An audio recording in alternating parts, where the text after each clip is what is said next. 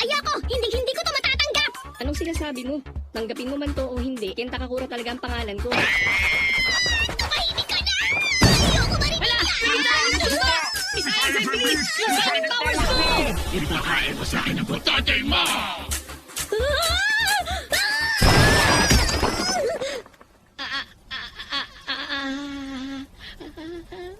Maraming salamat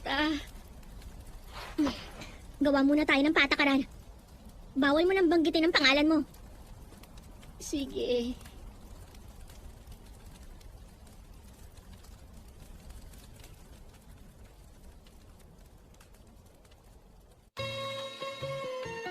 Dahil mahilig ka sa occult, ikaw na si Okarun.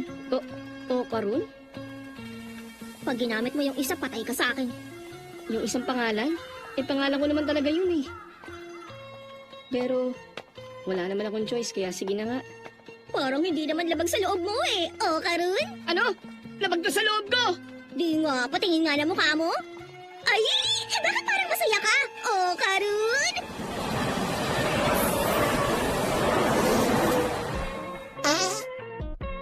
Abaho! Sa mukha ko pa talaga ikaw umutot ha? Kadiri ka! Ikaw kasi Misayas Masyado mo ako pinipressure! Teka sandali. Uy, umaga na pala. Ang ibig sabihin, hindi nalalabas si Turbo Lola, di ba? Ha? Totoo ba yan Lumalabas lang naman ang mga multo pag gabi, di ba? Gusto mo, doon ka muna sa bahay? Sa itsura mo kasi, mas nakakatakot ka pa sa multo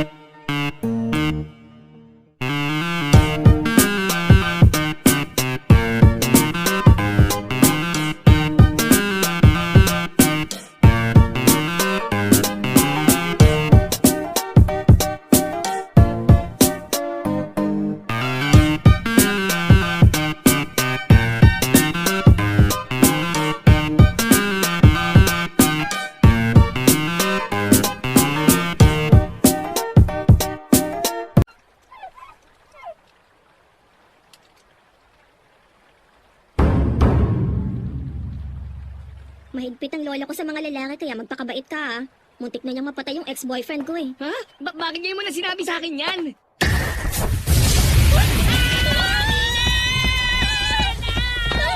Ano ba nangyayari?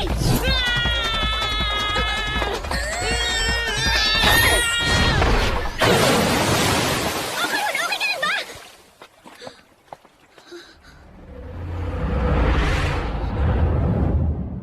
Dahil dito? Sorry, Okarun! May barrier palang nakalagay! Akala ko patay na ako. Okay, subukan mo uli. Sigurado ka bang okay na talaga? Kapag naglayab ka uli, iahagis kita sa tubigan, kaya okay lang.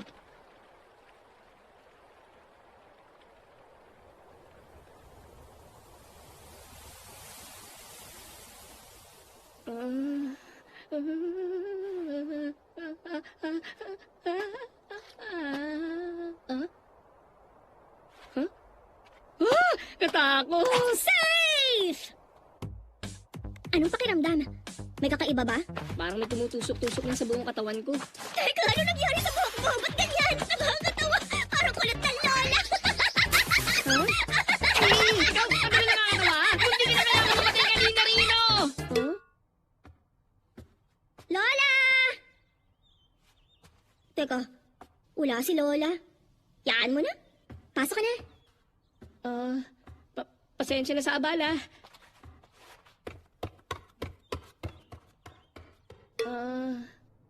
Sandali lang muna. Magbibihis ako kaya isara mong pinto. Ha? Okay. Bisayas yung suka na Huwag ka sa kwarto ko! Kumarap ka muna dyan sa pader! Pasensya na. Naku, nakakainis na to ah!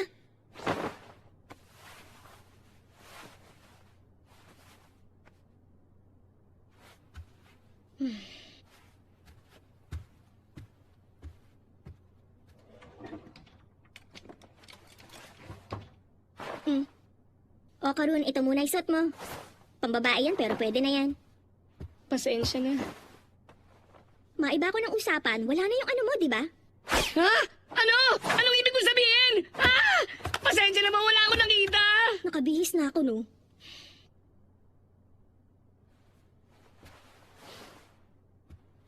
Teka, sandali. Patingin naman ako. Sinabi ni Turbo Lola, di ba? Kinuha niyang patotoy mo, kaya hanggang ngayon may sumpa ka pa rin. Ha? Hmm? Hala, paano ka na ngayon yan? Patingin naman ako! Ang dami ko naman ipapakita! Sira ulo ka ba, ha? Wala rin namang nandyan, di ba? Hindi na importante kung may makikita ka man dito o wala! Grabe, ang damot mo naman. Sobra na talaga to! Ano nang gagawin ko nito? Wala talaga eh! Kung magsalita ka, parang kasalanan ko pa. At bakit sino ba naghamon sa akin? Ikaw po, di ba? Ha? Umpisa pa lang, wala na akong paki sa mga kwentong kababalaghan na pinagsasasabi mo, no? Ikaw po kaya itong walang tigil sa kakadaldal kaya ako nakipag-away. Ayoko lang kasing palagpasin yung pagkakataon. Hmm? Noon ko pa kasi talagang gusto magkaroon ng kaibigan. Kaya naisip ko na ayoko nang palagpasin pa ang pagkakataon na yun. Kaya ayun nga, pinilit ko makipag-usap sa'yo.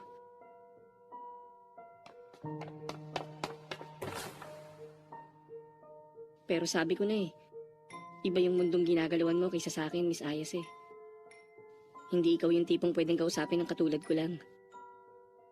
Pasensya na talaga.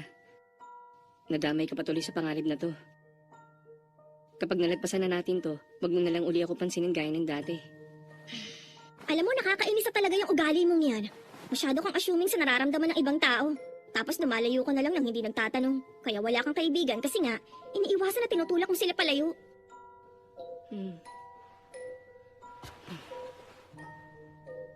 Kaya wag mo na sabihin na wag na lang kita pansinin. Pwede pa rin naman kasi tayo mag-usap tungkol sa occult.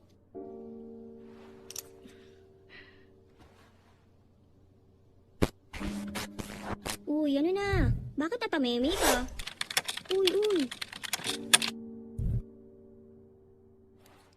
Pangit. Ano ba yung sinabi mo sa ulo ko? Napakataklesa mo nga talaga, Miss Ayas eh! Sinabi mo lang yung mga kapintasan ko eh! Ah? Teka sandali, baka naman nakauwi na yung lola mo rito. Shh! Tumahimik ka muna. Ngayon ko lang narinig ang doorbell na yan. Anong sinasabi mo ngayon lang? Sinabi na sa akin to ni Lola dati. Ang sabi niya, meron daw kaming 2 doorbell. Yung isa para sa mga tao. At yung isa para sa masasamang espiritu. Lagot na! Dahil ko tinanggal ko yung talisman. Saglit lang naman kaya okay lang siguro. Hala! May kung anong nasa labas. Ano nang gagawin natin? Ibabalik ko yung talisman sa pwesto. Kung masamang espiritu yan, magliliyab yan gaya mo. Balak mo rin ba akong pagliyabin, ha? Pwede ka namang lumabas muna sa lote namin, di ba? Nakikiusap ako sa'yo. Hintayin mo muna ako makalabas bago may balik yung talisman. Wala siya. Saan siya nagpunta? Miss Ayas eh, tumingin ka ron. Huh?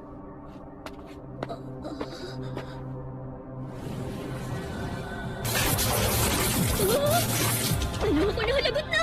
Kailangan natin umalis sa loteng to ngayon din! Nandito ka na doon! Bilisan Miss mo! Ayas eh! Bakit? Wala nang labasan. Nakulong na tayo sa loob ng makapal na pader. Yung Tory Gate!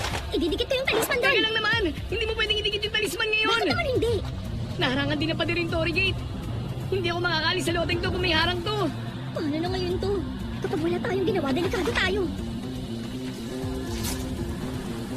Ano to? Seryosong sitwasyon na talaga to. Miss Ayas eh!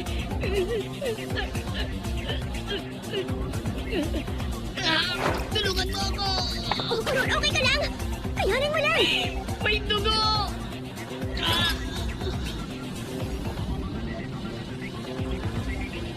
Itignan mo. Yan palang dahilan.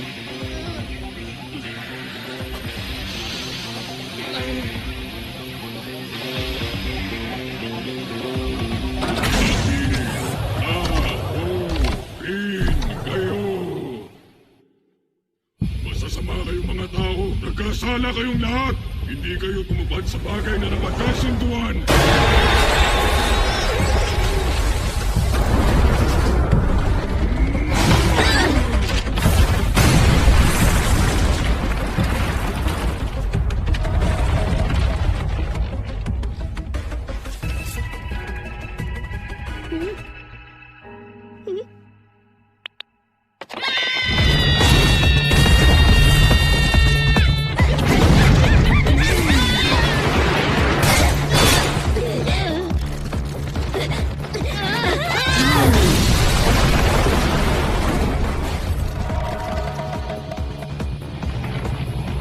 Ang organong saging nyo! Ibigay niyo sa akin ngayon dapat! Ano bang gusto labasan ng espiritu yun? Teka, may isa ka pa bang tinatago dyan sa baba, ha? Di ba halatang wala na? Alien yun, hindi yun espiritu! Ano? Hindi ako pwede magkamali, no? Sa color pa lang, malinaw na yun nga ang Flatwood Monster. Una sila namataan doon sa isang bayan sa Amerika na tinatawag na Flatwoods. Sa Japan, pinakakita na rin sa kanila si Yamanashi na kilala ang aliens na yun sa taas din ng 3 metro. Eh bakit ganun yung tunog ng doorbell? Kung ganun, yung doorbell na pangmasasamang espiritu, gumana din sa alien? Ayon sa pag-aaral ng mga eksperto, yung mga nakakakita ng kababalaghan, madalas din makakita ng mga UFO.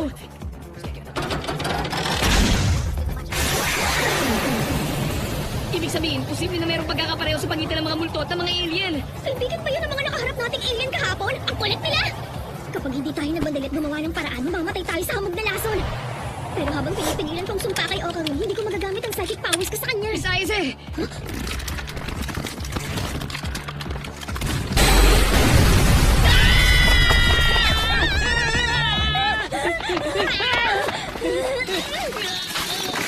Ay, kasang naman!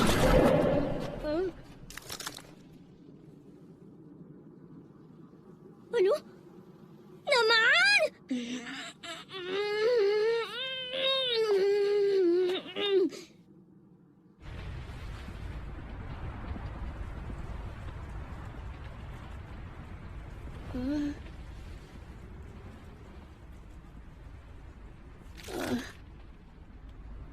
Miss Ayase, Ano na naman ba?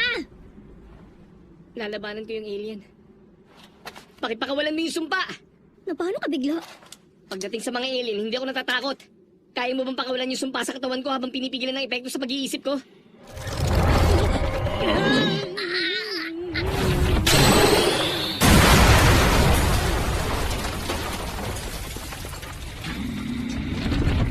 Akala mo lang madali pero hindi ko pa namamaster ang pagkontrol sa kapangyarihan to. Magpapakasakali tayo makontrol natin ang kapangyarihan ng multong gurang. Hindi ako sigurado kung magagawa ko. Please, subukan mo!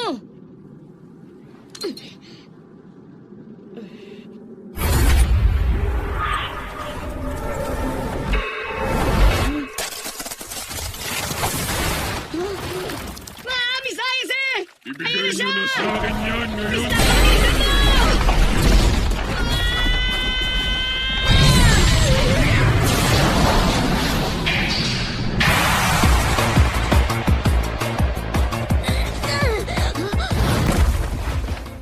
Sobrang bilis. Nagawa na sa isang iglap lang. Ang galing! Baka napatalo natin siya!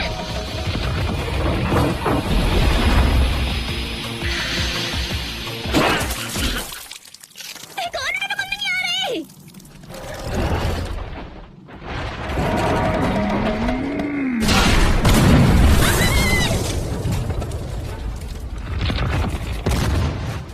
Ibigay niyo na sa akin yan! Oh, Karon, okay ka lang? Pasensya na, Miss Ayase. Hindi makasabay ang katawan ko sa kapangyarihan ng sumpa. Pakiramdam ko para mapupunit sa milyon-milyong piraso ang katawan ko. Hindi naman kasi pantao ang bilis na to eh. Pero sa kabila ng bilis ko, 5 daliri lang ang napinsala ko sa halimaw na yan. Paano natin matatanong ganyang klase ng halimaw? Aba, ewan ko! Huwag ka sa akin mag-aalit! Kung alam ko kung paano, edi sana hindi na tayo nahihirapan ngayon!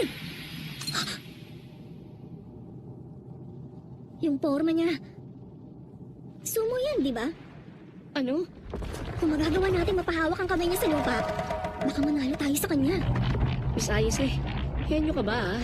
Matagal na. Isang beses ko na lang kayang gawin ah.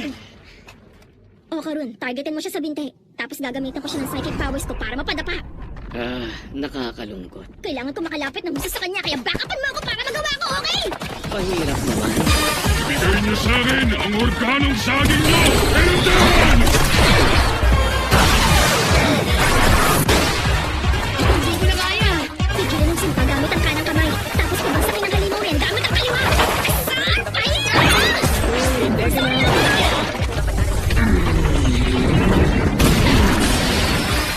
Alis na! Nagulo na yung kamay niya! Nangyari gaya ng sinabi mo.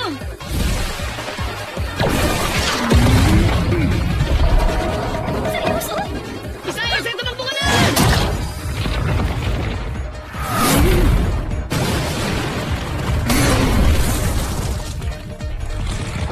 Isayas Lagot! Lagot na talaga kami ngayon! Bigla na wala. Naman, hindi talaga kita maiwan. Hoy, sumo alien! Hindi ba humawak na yung kamay mo sa lupa kanina? Magdaraya kang walang hiya ka. Isayas Please, pakawalan mo ulit yung sumpa sa akin! Wala na akong pake kahit ano pa mangyari sa katawan ko! Mababagsakin ko ang mandarayang alien na yan! O Karol, manood ka lang dyan! Hindi ko mapapatawad yung mga mandaraya kahit alien pa yan! Teka, ano ba sinasabi mo dyan? Kinalit mo talaga ako ng gusto sa ginawa mong pandaraya, pipitsuging alien! Tama na! Wala yun sa akin! Pakawalan mo na agad yung sumpa sa akin! Isayas Parang awa mo na! Mamamatay ka kapag hindi siya uminto! Okay lang naman ako eh. Sapat na yung lalim nito. Dahil kapag nasa ganitong lalim ako, ibig sabihin nasa labas na rin ako ng Torii Gate sa wakas!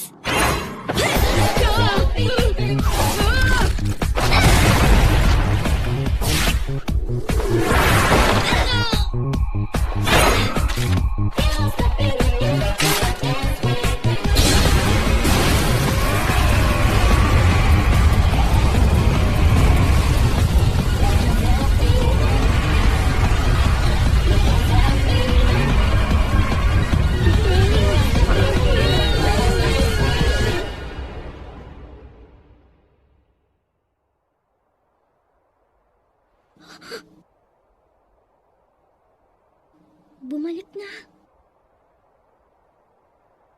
Ligtas na kami. Hoy, Karol! Bumalik na sa dati! Tingnan mo! Oo. Akala ko mamamatay na ako kanina! Misayas yung sumpa! Ano ka ba? Nakakainis ka na talaga eh! Pagpahingahin mo naman ako kahit sandali lang, pwede? Gustuin ko man, wala naman ako magagawa eh. Teka lang, nagpalit ka ba ng hairstyle? Paano ko naman gagawin yun? In fairness, bagay sa'yo ah. Kaya lang mas gusto ko pa rin yung panglolang kulot ng buhok mo. Pero inasal mo naman ako kanina! Teka, parang umiikot ang paningin ko. Hala, Ha? Misayas Hoy, gumising ka dyan!